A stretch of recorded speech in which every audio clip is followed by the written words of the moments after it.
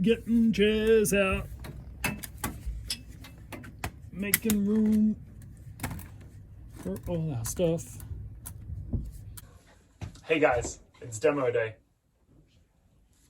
Hey, what's up? We're here on the Lucky Bus where we are converting a 40-foot X school bus into our new tiny home. The goal this weekend is to get all the seats out and hopefully if we get around to it, the shelves at the top. Let's get started.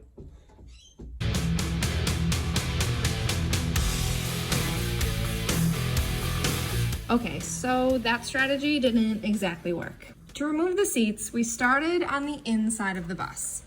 Each seat was attached with 4 bolts and a connecting nut underneath. 2 bolts attached to the side rails of the bus and 2 more holding the seat leg down. The bolts on the seats were drilled through the bus floor, so we decided to knock over the easy ones first, inside the bus. First, we removed the 2 bolts that connected each seat to the side rails, going down the side of the bus on each side.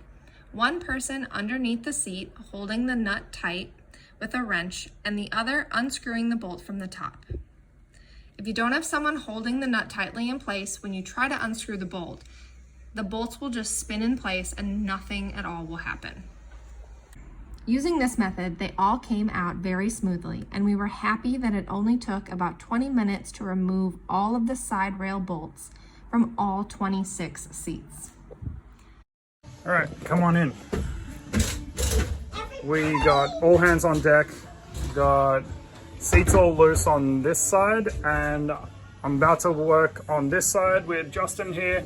I'm working the underside. It's a nut and bolt, top and bottom. Now it was time to move on to the seat legs.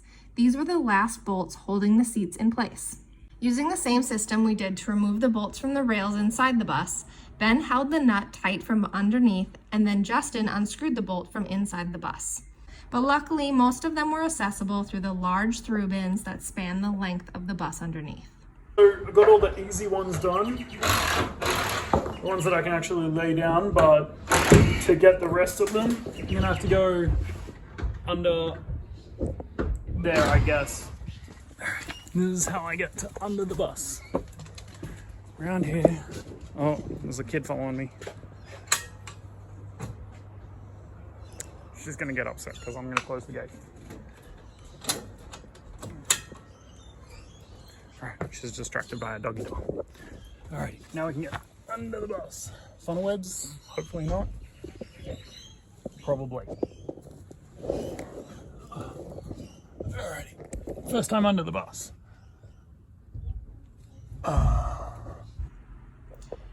Naturally, we left the hardest part for last, which was removing the final bolts from around the wheel wells and under the engine bay. Ben had to do a lot of contorting and squeezing beneath the bus, but they all came out using the same strategy, using a socket wrench, holding the nut tightly in place, and then unscrewing the bolt from above. You might find that you'll get into some very tight places if you have to do the same thing. If you find yourself unable to reach some of the bolts, we would recommend using an extender, or even 2 in our case, to reach the bolts from underneath. All right, so I'm pretty up in this engine bay trying to get these last couple of seats out and just kind of contorting. I think I'm the biggest guy on site at 6'3", but hey, why not? You know, I was trained for this for 4 years. I'm been an electrician for a long time, and this is what we do. This is how we get it done. Bend our way in there.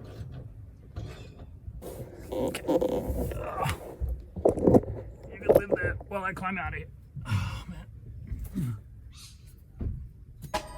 At one point, we also had to move the bus to reach some of them, but in the end, it only took us about a half a day to get them all out. We're so happy.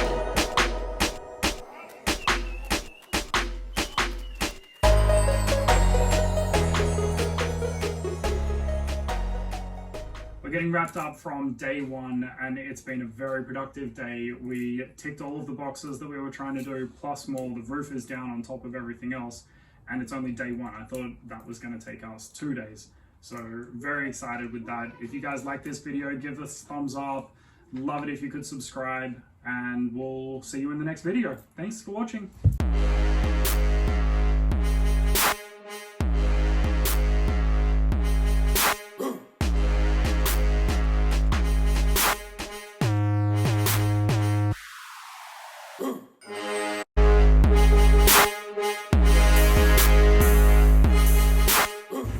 bend your arm. Need another joint in my arm. Let's sort it out. This is how we do it. More seats! More seats! That sucks.